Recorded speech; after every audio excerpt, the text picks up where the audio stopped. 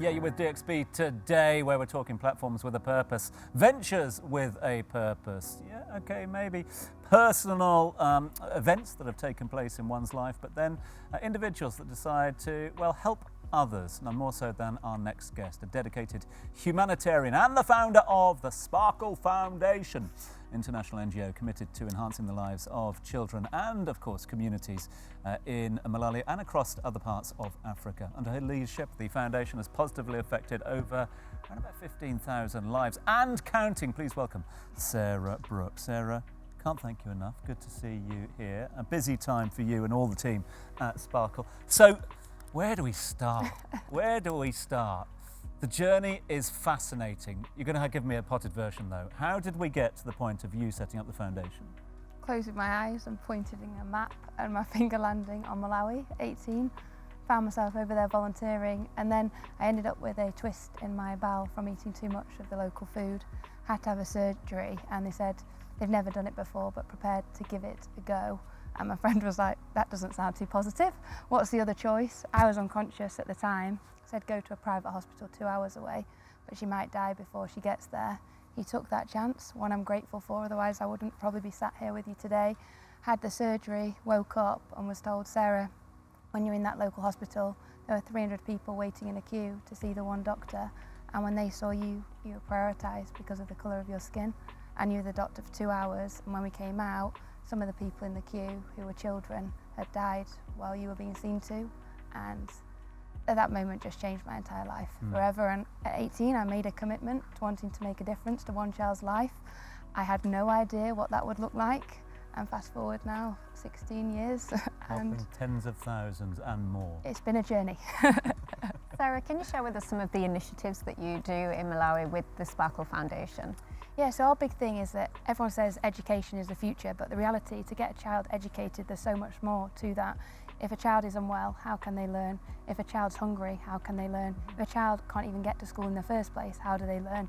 So we realised very quickly that this single solution model to sort of development work isn't actually the right way to go. So now we've created this holistic model looking at every single element, and initially everyone's like, it will fail.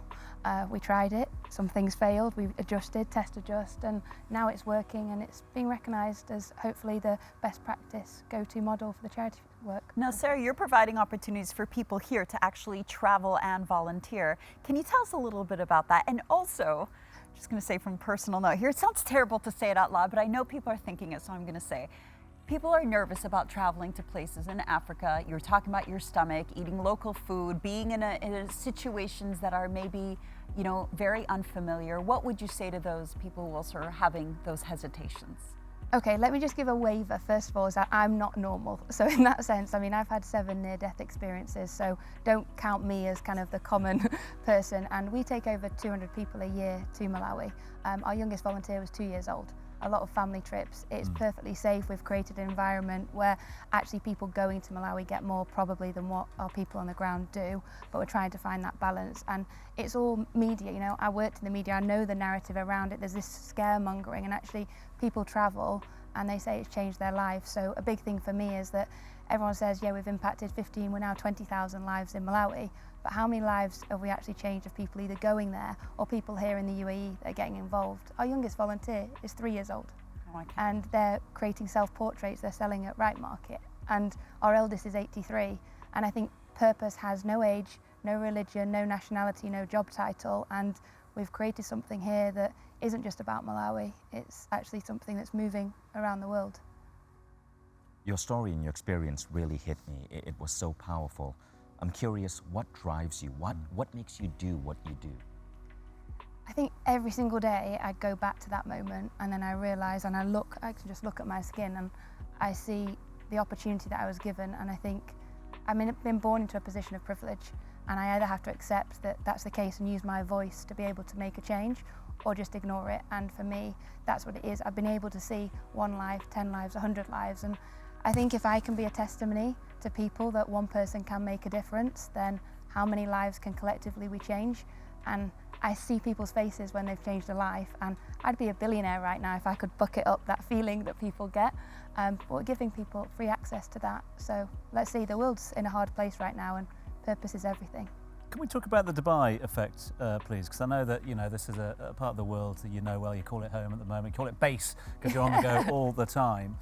But with the experiences that you've gone through, with that sort of epiphany you had as well, do you think, and obviously now with the galas right here in Dubai, which have been generating a huge amount of press over in the UK as well, taking them further afield, would it have been possible without Dubai as a sort of launch pad?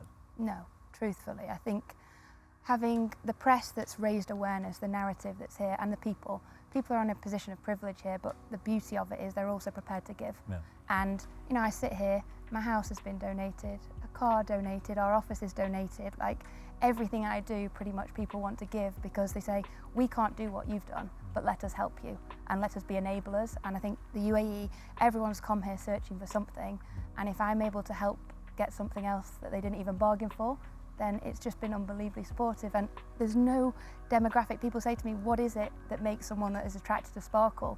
And if I lined everyone up, you would never be able to see, and it's heart.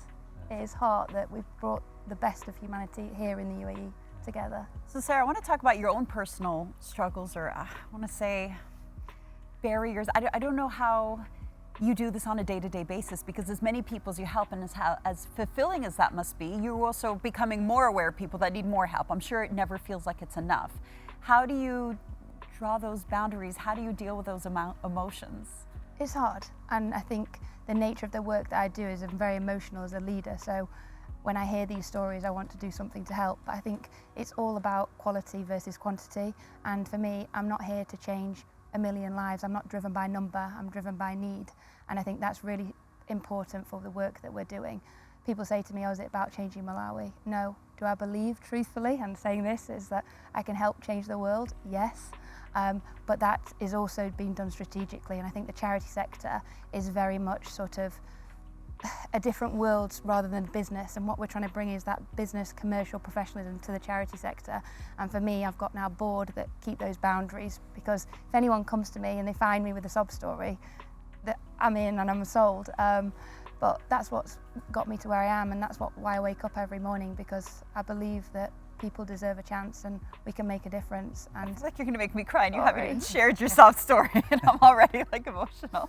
Check out all the details, Sparkle Foundation, website, socials, everything. That's where you can find it, yeah? Can't miss us. Can't We're miss you. everywhere. We're Can't sparkling miss you. across the UAE. Dubai, London, taking over the world. America.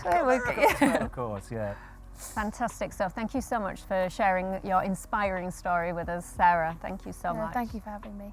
Dina, over to you now. I think it's time for DXB in 60. Fishin, we're going to catch you off guard. I'm going to give you a minute. I'm going to ask you a bunch of personal questions, and you have to try to answer as many as possible. In a minute. In a minute. It's okay. Just Okay. answer. Okay. Ready? We're going to give the clock. 3, 2, 1. What was your first job? Dishwasher. Your motto in life and in work? Just do it. The best life advice you've received? Ooh. Life is all about growth. If you could have dinner with anyone dead or alive, who would it be? Abraham Lincoln. Who would it? Yeah, Abraham Lincoln. Abraham Lincoln. I didn't hear that. Sorry. The longest time that you've meditated for? 2 hours. The best way to unwind after a stressful day? Oh, cuddling with my kids. Your favorite restaurant in the world? Kurwida Cafe in Tallinn, Estonia. Okay. Your favorite spot in Dubai? The breakfast area of the Address Residence Opera. Oh my goodness, you're good. A book, movie, or series that you would recommend? Conversations with God. Book. Okay. A superpower you wish you had? Teleportation. And lastly, why Dubai? What keeps bringing you back here, and why do you love it, and why do Happy you stay? people. Happy people. That was awesome. Well done. Thank you. Fist So bump he's all so around. good. He's on it. He's on I it. confess I made some of that up. Christian, we can't thank you enough. I know it's a busy time for you. I know your time is much in demand. So for you giving up your time to sit with us on the sofa is Thank you so much. honoured. So thank you very so much indeed for that. It was fun. And the same goes for you, Sarah, as well. I know it's a busy time for you and all the team at Sparkle. So thank you. All the best with the forthcoming events, and we'll catch up very soon. Looking forward to it. Thank you. Don't go anywhere, though. We need you to stick with us. Why? Because we've got the extraordinary Alicia Glantz coming your way in just a few moments' time. That's going to be playing us out after this.